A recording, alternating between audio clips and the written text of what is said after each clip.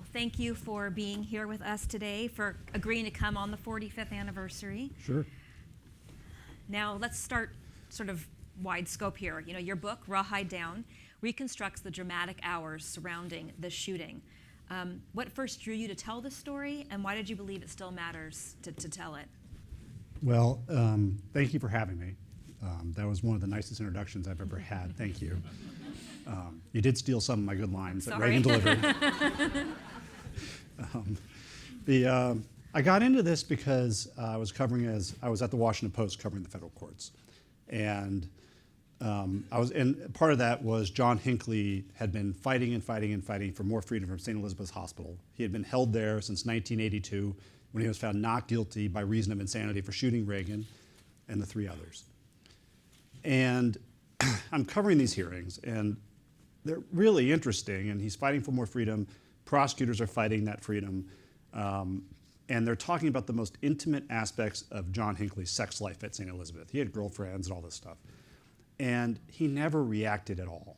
It was like he had this, like someone had taken a plastic or like a mask of his face when he was sleeping and put it on there, and it was just a flat effect. I'd never seen that before, and it stuck with me. I'm like, that's just strange. And I left thinking, you know, that almost changed history.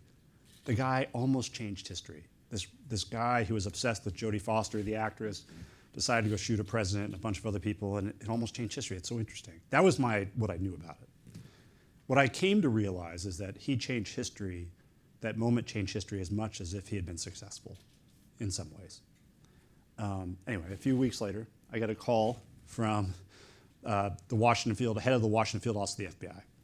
And they are furious at me because I'd gotten a tip, totally unrelated to this, by the way. I'd gotten a tip that Ethiopian taxi cab drivers in the District of Columbia were bribing DC officials for like taxi licenses. And I'm like, oh, and there was a Title III wiretap, all this interesting stuff, and they summoned me. The head of the field office summons me to his office. And I get to his office and I'm sitting down, they're like, you can't write the story, you're gonna wreck years of work, we're into this thing, we know what we're doing. And I was like, okay, well, you know, in the back of my mind, I'm like, what kind of deal can I make? Because I'm kind of like, you know, like, sure. I mean, in journalism, something called man bites dog and dog bites man. And in Washington, people bribing DC officials is a dog bites man story, not a man bites dog, right? And so I'm like, oh, not a big deal. Okay, I guess, I'll hold the story, let you finish your investigation. And as we're having this negotiation, he gets up from the table and goes over to his desk. And I hear him rummage through his desk, and he comes over. And I look up, he slaps this heavy thing in my hand. And I look down, it's a gun. And I look up and I'm like, you really don't want me to write this story, do you? And he goes, that's Hinckley's gun. And I was like, what's John Hinckley's gun doing in your drawer? Because like, who here's been to Washington? Like literally, you can't walk down a street and not bump into a museum, right? This should be in a museum, like not in your drawer. And there's a whole story behind it. Oh, as part of their display case, 9/11 happened. They took it upstairs and he left it there. And he's using it as kind of like a conversation starter, you know. And I'm like, oh, now I've had two brushes with this moment. And I go, you know, I want to learn more. So I went to the library to find a book on this day. No books. There was one book on the 25th Amendment, and there was another book on the Hinckley trial. That was it. And so that was what started me going. And I went in, the first call I made was to Jerry Parr, Secret Service agent, who I learned saves Reagan's life not once but twice on March 30th, 1981. And I called Jerry up. And I actually didn't think Jerry would talk to me. I mean, it's in the title, Secret Service, right? And Jerry was great, man. You couldn't stop him from talking. I mean, he was amazing. He was the best interview I had. And after that, I was off to the races. So I guess two quick comments. One, you tell the story of the gun in the acknowledgement section, and I laughed because if you've toured the Reagan Museum, you know there's a whole gallery to the assassination attempt. We have the suit he was wearing, we have the x-ray of his heart and his lungs, and we've been trying for decades to get that gun. And every time we ask, we're told it is in the drawer of the agent in charge. And we actually just called again a month ago because we thought, what better time? It's it's been 45 years. They finally put it on display in the FBI museum as part of the 45th anniversary. So it's finally on display. That no one can go to. That no one can go to. It's like locked down. And in fact, after my book came out, they put the gun in a safe in the evidence room in FBI headquarters because they were a little embarrassed that this guy had been using the gun that way. Now, I have so many questions about Ronald Reagan and about Jerry Parr and the day and how you wrote the book, but because you were just talking about John Hinckley Jr. and the blank face, I'm going to actually, my next question is going to be the one heavy question I had in my hands. For someone who did all the research, for someone who covered the trials, you know, as you said, he was found, I guess, not guilty by reason of insanity. He went to a mental hospital. 33 years after the shooting, James Brady passes away. Now, you could argue he passed away because he was shot by John Hinckley Jr. And so the question is, people or sometimes ask us, should he have stood trial 33 years later for the murder of James Brady? Because by then he was released and not deemed insane anymore. Have you thought about that as a journalist? Well, it would have been almost impossible to prosecute him for the Brady murder. He was ruled a homicide, by the way, when he died, because he was prosecuted for the assault of Brady and found not guilty by reason of insanity for that. So your double jeopardy attaches. You know, I do think that Hinckley was a very disturbed young man. It's really hard to go back in time and put yourself, and people always ask me, should he have been found guilty? Should he not have been found guilty? Was he punished enough, not punished enough? And there are two interesting facts I thought that came out of my research on this. Well, three. One, I did not find John Hinckley a particularly interesting character. If you're looking for this book to be like about the jackal, you know, the famous assassin and stuff, you're not going to find it, right? So I found him not to be a very interesting antagonist. I found the protagonist of this story to be so much more interesting. Two, I think he was deeply, deeply troubled. Three, the standards at the time put the onus on prosecutors to prove he was sane, not on the defense to show he was insane. And so that has changed. After the shooting, that changed. And now the onus is on the defense to prove the insanity defense. And so a lot of things are different. If this happened today, I would find it, and you had a really skilled prosecution team, it'd be very difficult, I think, for a defense to win an insanity plea. If you Google him today, because I did, oh no. You were told he is a musical artist. He writes music still. He paints. He has a presence on social media now. He does. People asked, did you try to interview him? And I couldn't interview him at the time when the book came out because he was diagnosed with narcissistic personality disorder, and if he had talked to me, it would have reaffirmed that, and then he definitely would not have gotten more freedom.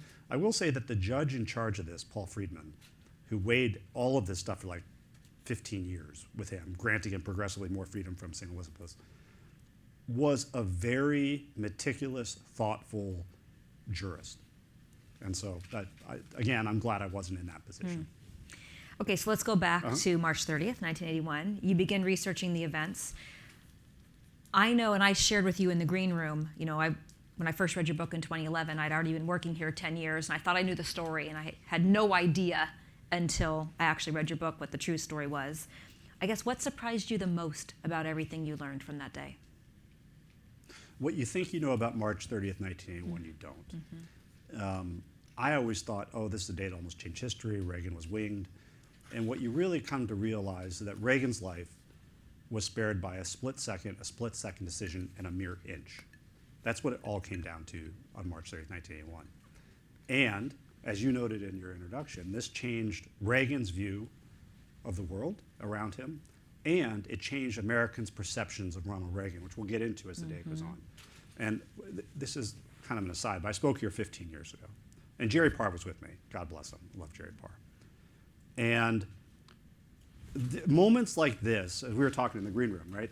Different moments in our lives are more present to us today than they were. Like, there's a moment 20 years ago that's very present to you right now, whereas a moment 5 years ago seems really distant, you know? This is a day that, for the people who lived it, was always like yesterday, right? And so their memories were really sharp, and their notes, their reflections of the people who lived it, were almost always towed the line with the notes they took that day. And I remember Nancy Reagan wouldn't talk to me for the book. She didn't do many interviews. And I interviewed everyone. I come here for 15th anniversary, or it was the 30th anniversary, and Parr's with me. The book just been published, and Joanne Drake, who runs this place still, right? Joanne goes, Nancy may come. Mrs. Reagan may come. I'm like, oh, okay. And there it is, right when it starts. Mrs. Reagan walks down the security detail. It sits right where this gentleman's sitting as I'm talking about the worst day of her life. And I'm like, oh man, you know, do I toe different? Do I say something different? What do I do? And I just stuck with it. And Jerry's like, relax, it's not a big deal. He just stuck with it too, because he knew them very well. And we go upstairs after for dinner, private dinner with some of her friends, and we had chicken pot pie, which I learned was apparently one of her favorites. I did not know that. I'm like, oh, chicken pot pie. Nancy Reagan, not what I would have expected, Yes. but it was delicious. She loved chicken pot pie. And it was the best chicken pot pie I ever had. And we're sitting there, and I swear, it's still bringing you the tingles you get. She turned to Jerry and said, as if it was yesterday, Jerry, thank you for giving me my life back. You know, it was 30 years later. And so I think about that a lot. I feel like, wow, I'm here, and it's a flood of memories coming back. Well, that leads perfectly into my next question, because your answer is probably going to be Jerry Parr. But the book highlights how these split decisions, whether it be, you know, at the limousine or in the hospital, you know, Secret Service agents, doctors, aides, those split-second decisions saved his life. What individuals' actions do you think were most, you know, sort of life-changing? Well, there are several things that there are two primary reasons that Reagan lives this day. And if he had somehow beaten Ford in the 76 primary and then beaten Carter, and this was March 30th, 1977, Ronald Reagan dies. He wouldn't live. And this is why. So on March 30th, 1981, 2:27 p.m., Reagan had just finished his speech at the Washington Hilton Hotel, and he's leaving. Now, the Washington Hilton Hotel, if anyone's seen it, it's a beautiful hotel, and it's architecture, so all the windows face down the mall, and it's pretty. And they built it, and they wanted to attract the biggest event. So they had this huge ballroom. That's where the White House Correspondents' Dinner is. Beautiful big ballroom. But they wanted to get the president to come. Best way to get the president to come? Have a special entrance, the VIP entrance, just for the president. So they built this special entrance on the T Street side. There's Connecticut Avenue and the T Street side. They built the special entrance. Bronze doors, I believe, or at least they look bronze. They're beautiful. And the limousine pulls up for a speech at 2, lets them out. But the pathway from T Street up to Connecticut Avenue is so long and winding that they didn't want to leave the limousine parked next to the door to go that way because it might get stuck. The limousine was 13,000 pounds, a big limousine.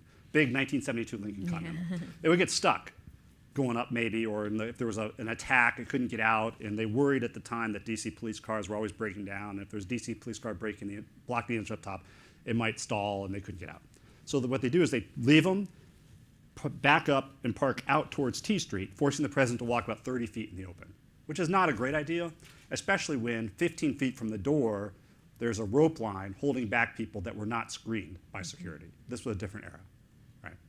And so he comes out, and there's John Hinckley, who was here. He decided, totally disturbed, wants to impress Jodie Foster, had been up to Jodie Foster's at Yale a bunch of times, and he was trying to impress her, was on the phone with her, leaving notes to her. He believes that killing the president will totally endear her to him. He actually stalked Jimmy Carter in the 1980 campaign, saw Jimmy Carter at an event in Dayton, Ohio, and got within arm's reach of the President of the United States. But he left his guns at the bus depot. So he didn't do it. Anyway, this is his chance. And he's on his way from California, where he does failed writer, songwriter, failed trying to write movie scripts or songs, I forget, failed. Took a Greyhound bus across the country to DC, where he's going to change buses and go up to New Haven, Connecticut. And New Haven, Connecticut's where Jodie Foster is, and his goal is, I'm going to shoot myself in front of her, I'm going to shoot her, or I'm going to shoot her and then kill myself. And he had a gun. He'd actually stalked Carter in Nashville, and he was stopped leaving Nashville, and the TSA of the time got the gun at security, confiscated it, and he paid a $62 fine and was allowed to go. Different era. And so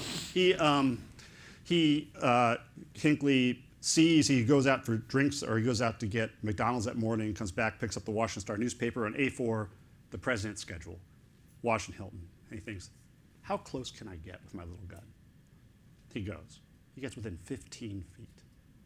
Pulls out his gun and unleashes 6 shots in 1.7 seconds. 1.7 seconds is the time it takes me to say 1.7 seconds. The first shot hits Jim Brady, the press secretary, in the head. He falls to the ground. The second shot hits Tom Delahanty in the back, police officer. He falls to the ground. The way to Reagan should be clear. But Jerry Parr, the 50-year-old head of the Secret Service detail, who wasn't even supposed to work that day, Jerry Parr had asked to work that day to get to know Reagan better, irony of ironies. Jerry Parr joined the Secret Service in part because when he was a young boy, he saw a movie, The Code of the Secret Service, in which Ronald Reagan was the star. Right? So Jerry Parr is already reacting. He's reacting 4/10 of a second. He's reacting before his brain can process what's going on. He's throwing Reagan towards the open limousine door. This was a Lincoln Continental. The doors open backwards, affording the president some protection. They're diving behind the door. The third shot then goes high, misses, hits a building across the street. Why did it go high? Hinckley had taken a ton to target practice, but at stationary targets. He's tracking Reagan from right to left. Fourth shot hits Tim McCarthy in the chest. Secret Service agent, he turned to take a blocking stance. You can see it on YouTube. Takes a bullet right there in the abdomen. Falls to the ground. Fifth shot hits the bulletproof window of the limousine as they flash behind it. The sixth shot cracks across the driveway. Hits the side of the limousine, slips through a gap that big between the door and the door frame, and strikes Reagan under his left armpit. It had been flattened to the size of a dime. They tumble in the car. The door slams shut. Drew Unruh, the driver in the limousine, is praying to God that he doesn't run over Tim McCarthy, his good friend, because this 13,000-pound limousine will crush him to death. Slams on the gas and takes off.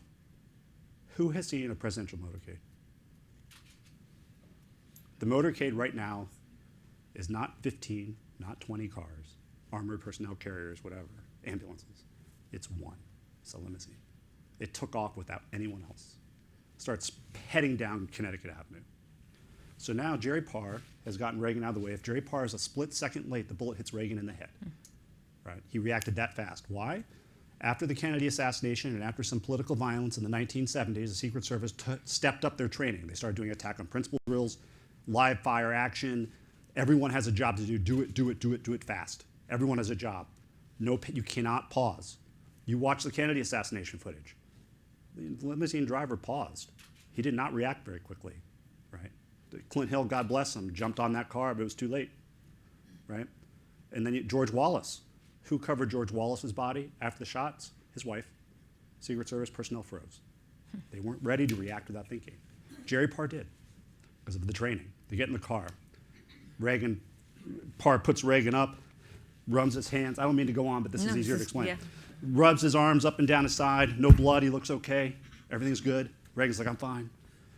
And then he starts complaining about pain in his back and side. Parr's like, oh no. And he had ordered the car and the driver and everyone to go to Crown. That's the code word for the White House. Head to Crown. Parr's like, that's the most secure building in America, the White House. They have guards, armed guards. I don't know what this is. This guy who ever shot is very good. I mean, oh my God. And then Reagan reaches into his right pocket, pulls out a white napkin, and dabs his lips. And it's bright, frothy blood. This is the second way Jerry Parr saves president's life. That bright, frothy blood means it's coming from the lungs. Now, Jerry Parr and all the Secret Service agents had taken a course called 10-minute medicine. Now, they didn't teach you medicine in 10 minutes. But they taught you how to keep someone alive for 10 minutes. Because that was about what they thought would take you to get to a hospital. And he knew that bright, frothy blood meant it came from the lungs. Oh God, when I threw him in the car, I broke a rib and it punctured a lung. God, what do I do? And Reagan's complaining a little bit more of pain. And Jerry Parr has a hard decision to make. Divert to the hospital, and if I'm wrong and he's okay and the stock market crashes, that's on me. Go to the White House, and if I'm wrong, he could die. Now, they had a great medical facility at the White House, right? But not like in an acute trauma situation. We're diverting to the GW hospital. And this is the era before they stationed Secret Service agents at every hospital in the president's path. There was no Secret Service personnel there. Well, there was an administrative guy, but he was not an agent. They get there, 3 minutes. God bless Secret Service agent Mary Ann Gordon, one of the first 6 female Secret Service agents on the detail. When all this happens, she jumps into the backup limousine, orders the driver to follow that car. They take off. Dan Ruge, the White House physician's actually in the back seat. He must be going out of his mind, like, what's going on here? Take off. They get ahead of the limousine to act as a battering ram in case anyone gets in the way. So now 2 cars. Then the follow-up armored car gets there. There are 3 cars. They get to the hospital in 3 minutes. Reagan, the other agents, offer to help Reagan get inside, help him. And Reagan's like, no, I can do this myself. Very typical Reagan, very cowboy-esque. In fact, Jerry Parr's like, this guy wants to be a cowboy? Come on. Gets up. You know, you probably know from the videos, he hitches up his pants like Reagan would do. I'm going to be good. And he goes in the front doors. They walk. You get about 15 feet in the building. And I interviewed a paramedic who was there. Actually, I'd covered him for the DC Police Department. really good guy. And he sees Reagan, and he goes, oh, that guy doesn't look good, ashen. And then he sees his eyes start to roll in the back of his head, and he falls like a dead weight into the arms of his agents. And the paramedic goes, oh my God, he's Code City. If you're Code City, you're dead. They race him over to the trauma bay, put him down, and this is the third reason Reagan survives. One, Reagan, Parr's quick thinking. Two, Parr's quick reaction, right? Split second late, bullet's head. Two, quick thinking, gets to the hospital. Three, trauma care has improved so much in the last 8 years before 1981 that if this shooting had happened in the mid-1970s, Ronald Reagan dies because you had a better chance of surviving a bullet wound in Vietnam than you did on the streets of Washington, D.C. It was that bad. Not just in D.C., across the country. But, irony of ironies, my personal connection, this never ends. 4 or 5 years, 1976, September 1976, Orlando Letelier, the former ambassador to the United States from Chile, is bombed. He's killed, blown up in Sheridan Circle in Washington. He's taken to the hospital along with a female companion in the car and her boyfriend. And Joe Giordano watched the female companion bleed out in 1976, and trauma care was just a disaster. Like, they didn't know what they were doing. So Joe Giordano races. He's like, I got to fix this. And he goes to the University of Maryland Shock Trauma Center, where he learns protocols, golden hour. You treat someone within an hour, they can live. Everyone has a job to do. You stick to that job, right? Boom, boom, boom. Treat every patient the same. Totally introduce all these protocols, which they use on Reagan. When I mentioned the irony, well, maybe it's not irony, it's just weird. I live in Orlando Letelier's house. The bomb was planted in my driveway. Weird, right? I learned that after I bought the house. No, I swear. And they're like, oh, you live in Orlando, a murder happened here. I'm like, no murder happened here. Oh yeah, Orlando Letelier lived here. No, he didn't. I would have known that. I have his files because of the Reagan thing, blah, blah. I went into my office and I looked through all the files, and there was one redacted moment was my address. All right, sorry, diversion. I've always wanted to bring that up at a talk, and I had my chance because I have some time. Sorry. You're good. You're all right, good. so anyway, so now we're at the hospital, and Reagan's in the trauma bay, and they literally are, like I just said, protocols, boom, boom, boom, boom. Nurse cuts off the suit with scissors. By the way, first time he wore the suit was given to him by Nancy Reagan. Maybe not the smartest idea to cut off the brand new suit given to Nancy Reagan. Cuts it off. And they're checking him. And you have a nurse inserts an IV line from his right elbow to his heart, does the job. Only then does she look up and go, wait a minute, what are these guys with guns and earpieces? And looks down, sees Reagan, and she almost passes out. Gets smelling salts off a shelf, sniffs them in, keeps going. Then you have another nurse, can't detect Reagan's blood pressure. It's so low, he's in shock. And she thinks back to the one time she saw her father cry. And that's when she came home after Kennedy had been killed. They can't figure it out. They don't know what's going on, but they flush him with fluids. His blood pressure gets up. They get him out of shock territory. I asked a surgeon. He pulled it off a shelf. This was in 2011. 70-year-old man, gunshot wound, shock, chance of survival today, 50%. Back then, less. But he was in really good shape. So they helped him out. They stabilize him. And so that's the third reason he lives, because trauma care had changed. They fixed that. Again, 1977, he doesn't make it. Then they're checking him out, but they still don't know what's wrong with him. They think he had a heart attack, he hurt himself. They don't really know what's wrong with him. And an intern comes by. He looks and says he had fought in Vietnam, and he looks.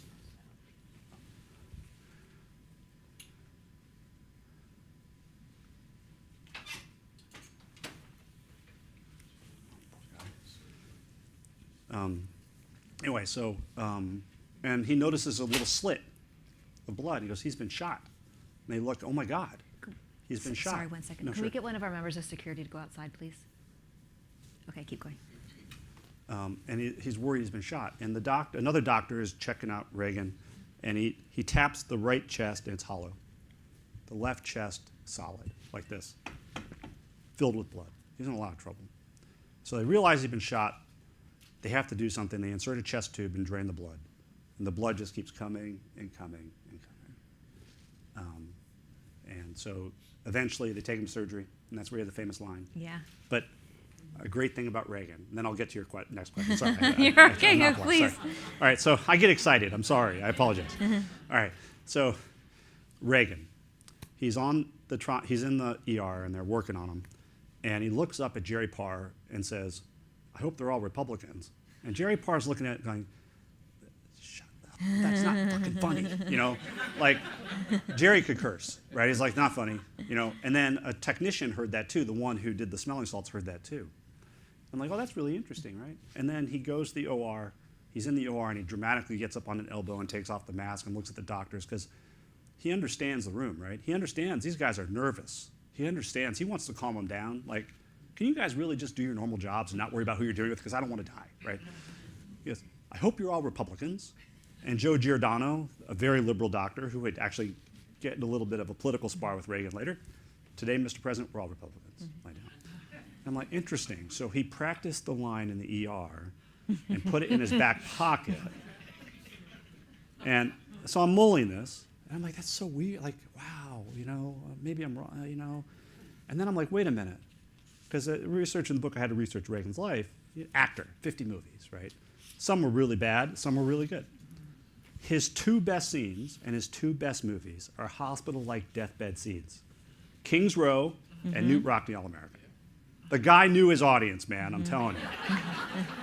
Like, he knew, right? He also knew, he was also a very empathetic figure who understood, who used humor as a weapon. He was not, he was unlike many politicians that we know today and others, right? It was, for him, like, Nancy Reagan comes in, remember Honey, I Forgot to Duck, she comes into the ER, and he sees her, and he looks terrible. His suit's a mess on the floor, cut up, there's blood places, he has a chest tube in his side, which was very painful, because they jammed it between your ribs, right? And he looks up at Nancy and sees the horror and fear on her face. They are a true American love story, right? And she is devastated by this moment. And he cracks a quip.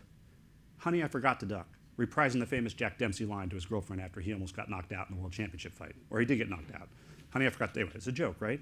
What does that tell you about Ronald Reagan? Is that moment about him or is it about Nancy? It's about his wife, right? He's trying to calm her down. How many politicians today or whenever do we know would do that? All right, so now I've gone on. There's more drama, don't worry. Well, so I will say, and I also shared this with him in the green room, the book reads the way he talks. It reads, you know what the book's about, you know the outcome, but it reads like a spy thriller, fast-paced, you can't put it down, page turner. So if you don't have one, I really advise you get one. I was going to ask a question, but I'm not because you just answered it, but I still want to read it because you wrote this in your book. You wrote, the real hero of the day, though, was Reagan himself. In the most unscripted moment of his 8 highly choreographed years in office, he gave the American people an indelible image of his character. And you just described that by talking about how he read the room and made everyone feel comfortable.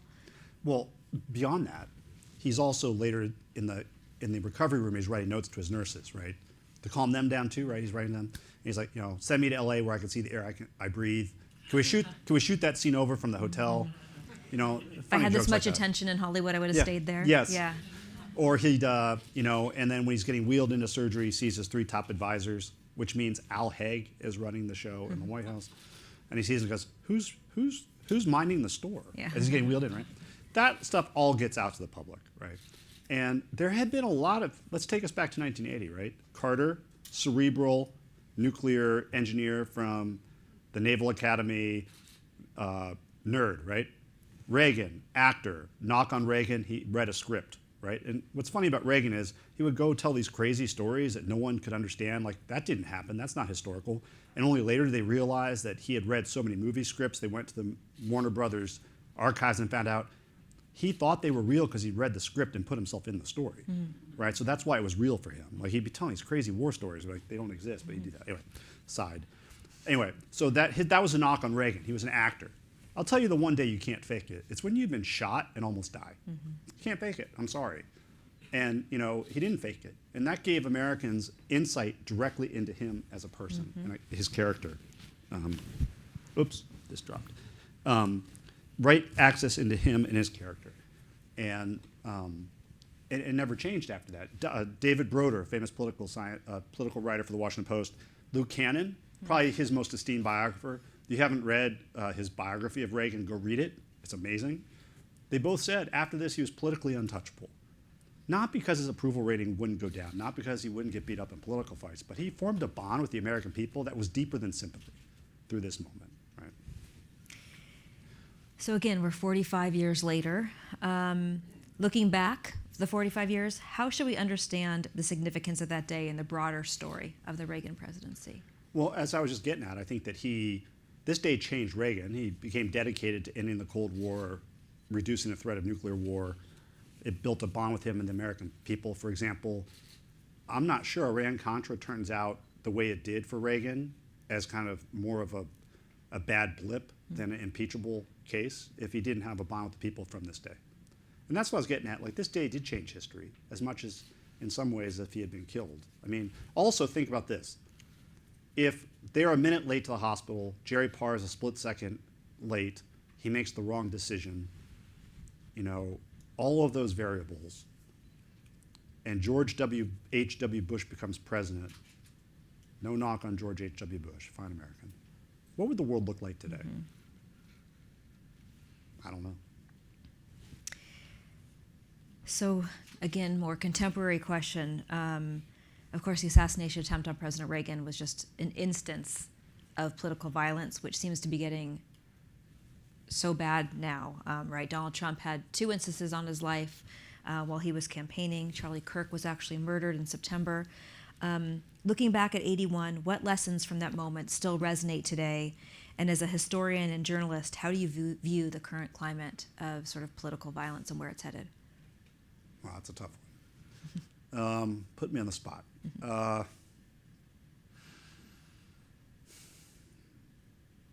So I never really viewed Hinckley's assassination attempt as Reagan as a political act because he was so troubled. It was more societal. It was more instability in celebrity, right?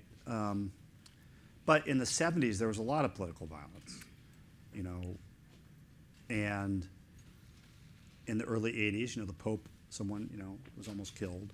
And today, yes, there was one assassination attempt on Trump that was very live. The other one was likely not to make it happen. And then you had the lawmakers in Minnesota who were killed. I don't know. I think America has always been. I think that social media and cable news have encouraged polarization where it's easier to dislike and hate the other side than it is. Like, for example, and I'm not really answering your question, but it's kind of an insight into that time. Because I try to stay away, generally when I talk about this stuff, I try to stay away from current politics because I'm the Washington investigations editor at the Associated Press. So I have to edit a lot of this stuff. And, it's just, I'd be very careful what I say. There's a moment, Reagan's shot. I'm sorry, Reagan's obviously shot. Reagan's in the hospital, and he's recovering. And he sees his family, they come in. They see his friends, they come in. And the first person they allow to see him is not a family, not a friend, and not a member of the administration. It's Tip O'Neill, the very Democratic Speaker of the House. And they were not friends when they were going at it politically. But they did like to share a drink after work, although Reagan was pretty much a teetotaler. He faked drinking, so I don't know what that was about. But Tip O'Neill was not a true Irishman. And they allowed him to come in. And O'Neill comes in, and they prayed the 23rd Psalm together and cried. And so, I always wondered, when I talked about this at the time, it was Barack Obama and John Boehner when the book came out. Would Boehner go in and pray with Obama? Would Nancy Pelosi have gone in and prayed with Trump? Would the current speaker, would Kevin McCarthy have gone in and prayed with Biden? Probably not. Right? So it's both sides, right? And so I don't know. So again, this is the 15th anniversary of your book. What do you hope audiences take away when they hear the story of March 30th? 1981. You know, I would like people to think through, like, you know, how ordinary people can change destiny, change the world. Right? This was really a story about ordinary people rising to the moment. And how the smallest of things can be really meaningful. For example, Reagan's in surgery, and the main doctor's trying to find the bullet. Normally you're shot. They leave the bullet in you because it's sterile. But in this instance, they're worried about it slipping into an artery and shooting to Reagan's brain and killing him. And they're also, the doctor in the back of his mind is like, he can see the New York Post headline the next day, "Doc leaves bullet in president." He didn't want to do that.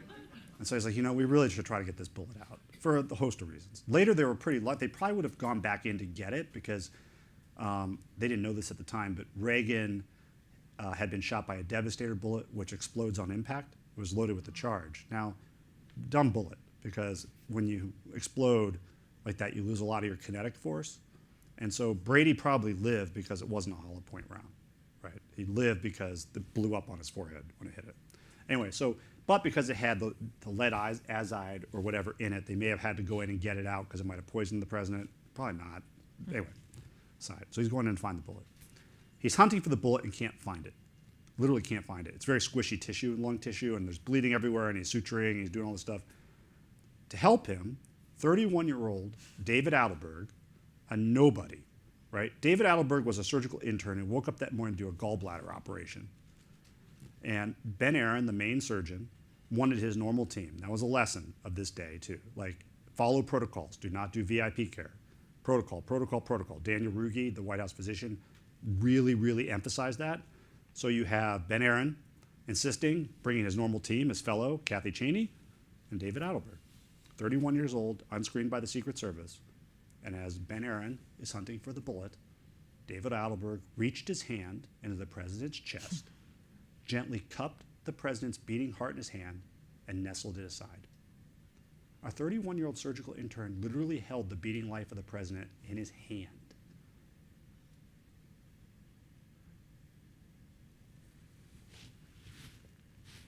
And with that, we're going to take questions from the audience. So we do ask that you wait until someone brings a microphone to you, because this is being recorded, and if the microphone isn't at you, we won't hear you at home. So just raise your hands. There's one up all the way in the front. What impact did this have on Agent Parr's life? Oh, so Agent Parr, very thoughtful man, became a pastor when he left the Secret Service. Wrote his own book, by the way, which I helped him find an agent for and get published. Really good book. Insightful. It's like a spiritual kind of coming to reckoning of being a Secret Service agent and his life story. Just a great human being. And I think that the lesson he took away from this, actually, he was very hard on himself, obviously, because, like, let's admit it was a failure. Like, they saved Reagan's life. He did all this great stuff, but they let a guy get within 15 feet of the president, right? So he instituted all these changes at the White House, like they set up metal detectors for the first time, and they started getting all these guns off old ladies coming into town, like from Texas and other states. Seriously. And, like, they didn't realize, because people were coming to D.C. scared, and they were getting caught, their guns are getting confiscated at the White House. Like, oh my God, how many guns have walked through this building we didn't know, right? And then he also was, like, very upset with himself for the complacency. He's like, you know, if this had been Baltimore or Boston or Atlanta, we'd gone to an event there, we never would have allowed a rope line 15 feet from the president without being screened. That's crazy. Why do we do that? Well, because they'd done it 110 times. And they just kept pulling the same book off the shelf and using the same security plan, right? And so that would weigh on him. He eventually rose very high in the ranks of the Secret Service, became a pastor, and just a great human being. Back to the audience. I know there was a hand over here somewhere.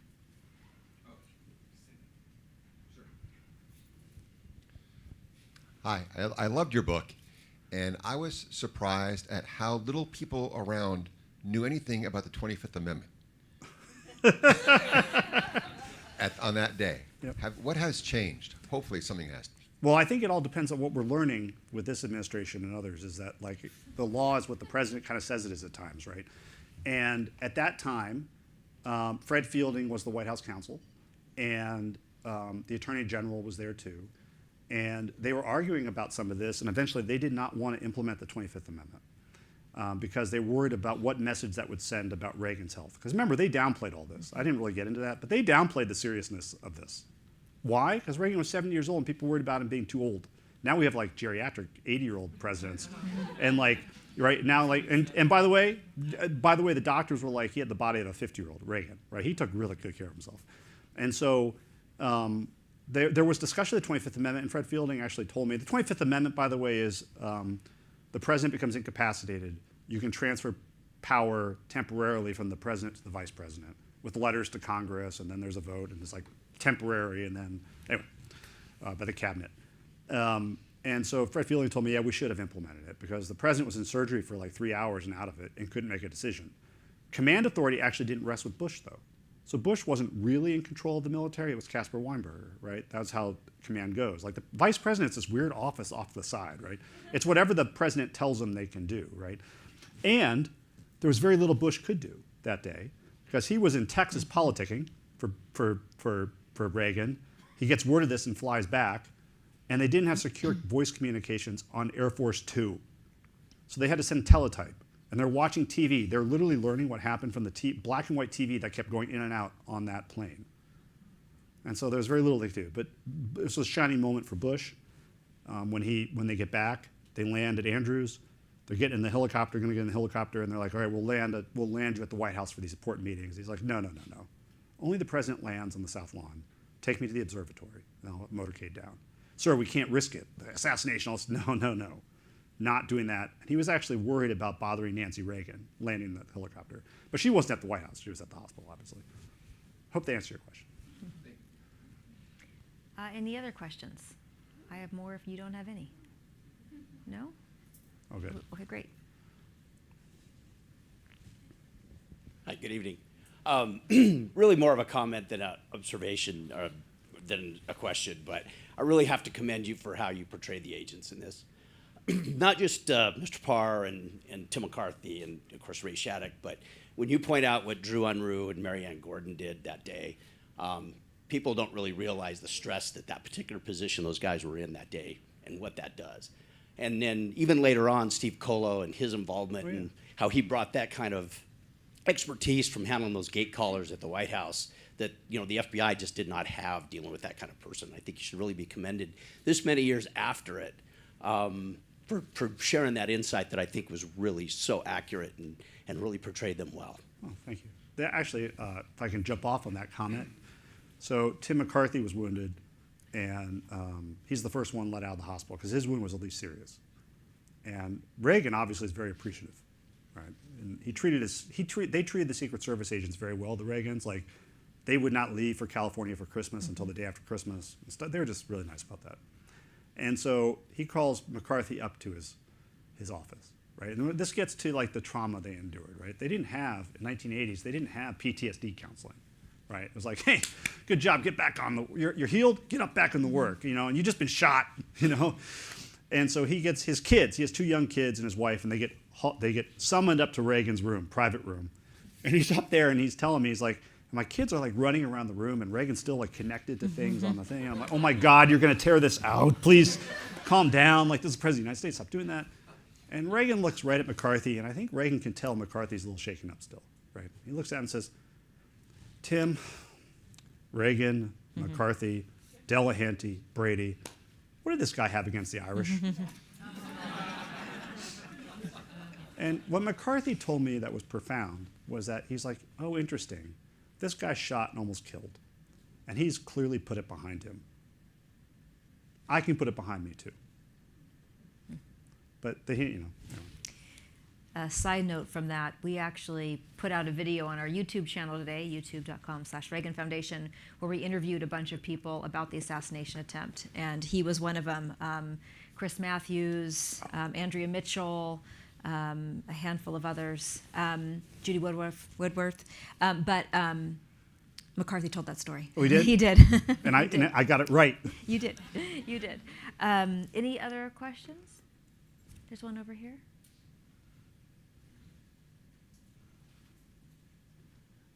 I know that one of the agents brought out an Uzi real fast.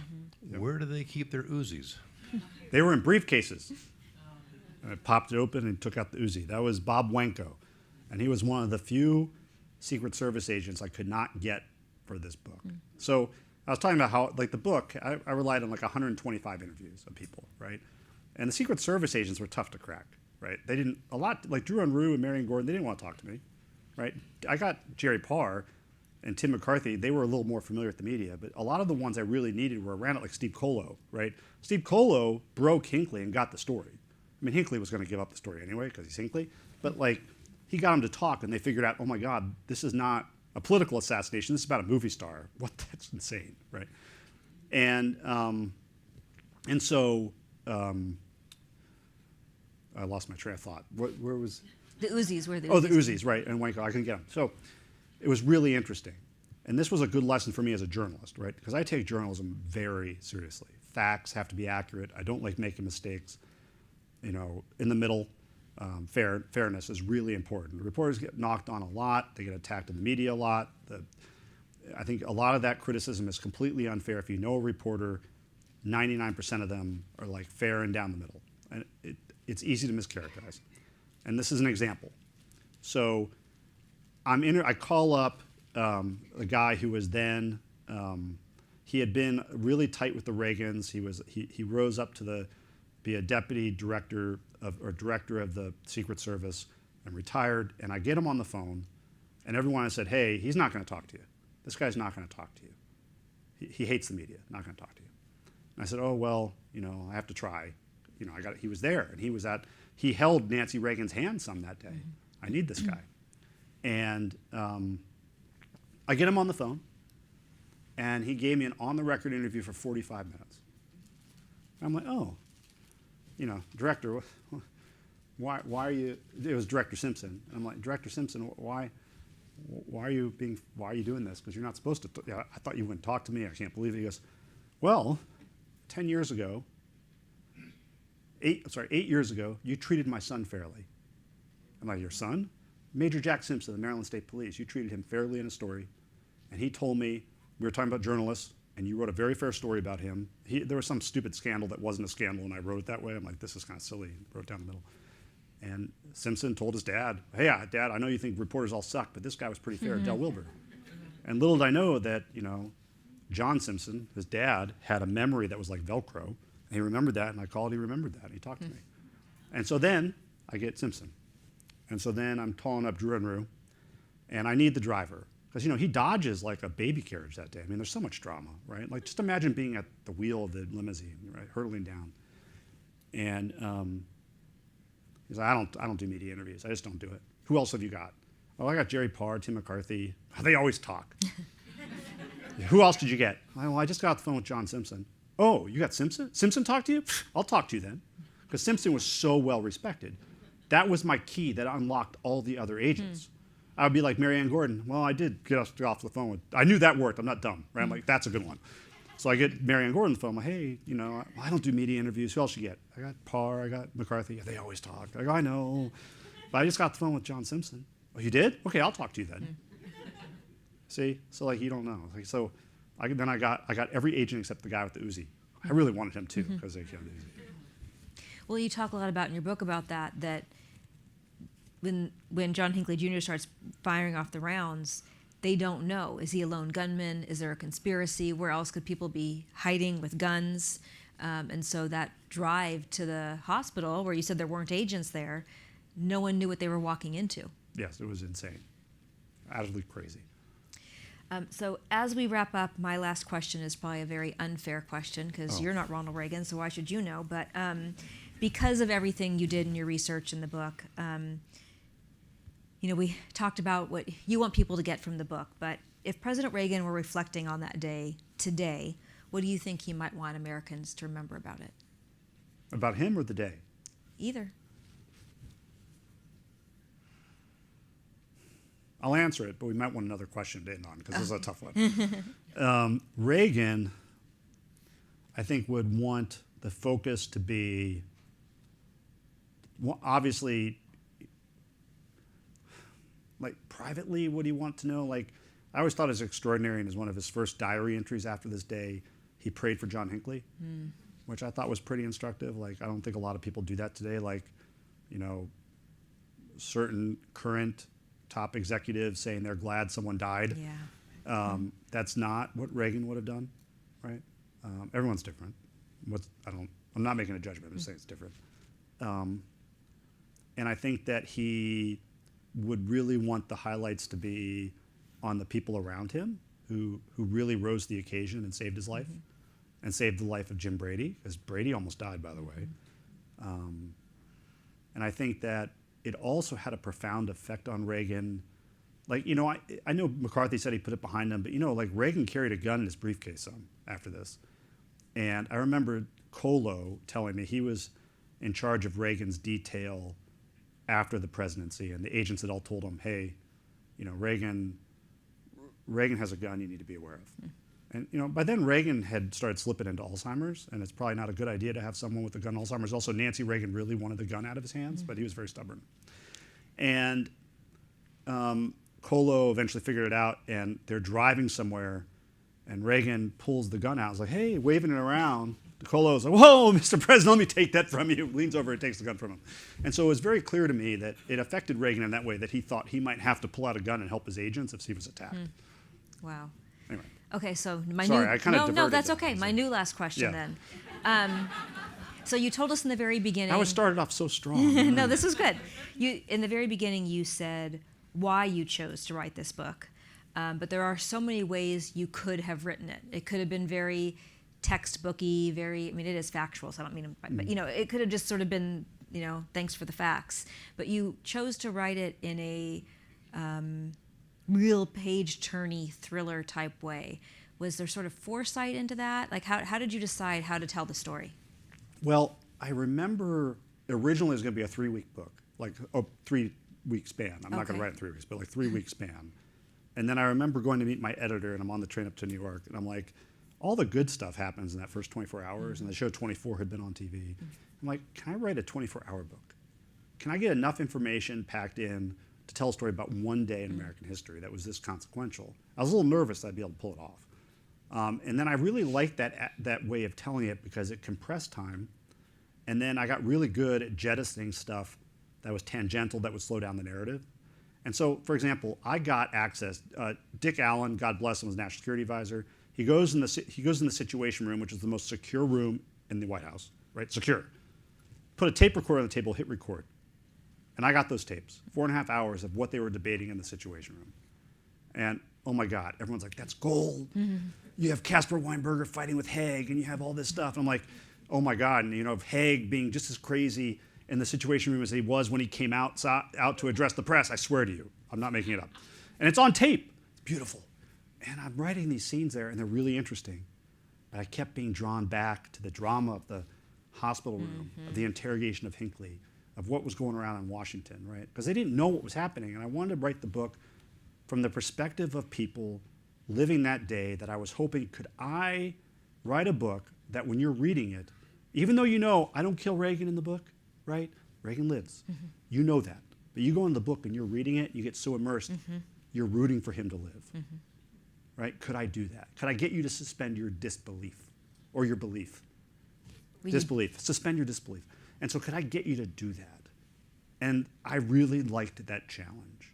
I thought that was so fun. And so I'm working on a book right now about the Lindbergh kidnapping, a narrative nonfiction on Lindbergh kidnapping. And I'm really enjoying it, writing it from this perspective of, it's called American Spectacle, talk about a spectacle. And I'm really writing it from the perspective of people who lived it. Like from the moment they're in it, and you don't know what happens in the future. And the more you can do that, the more you're drawing people into history that may not really, they think history's dry, but you realize it's not. I mean, some of it is, but a lot of it's not. Well, I can say you very successfully reached your mission, because obviously I knew President Reagan didn't die, but I couldn't put the book down. Thank I just you. kept flipping the pages, and it's fascinating. So if you don't have a copy, we are selling them in our store. Hey, look at that. It's time to end the program. Perfect timing. Thank you, Steve. No, that's cool. That was really Listen. well timed. Thank God that went off, because if you let me go, I would just talk for another hour, and we'd be having some serious bathroom break problems.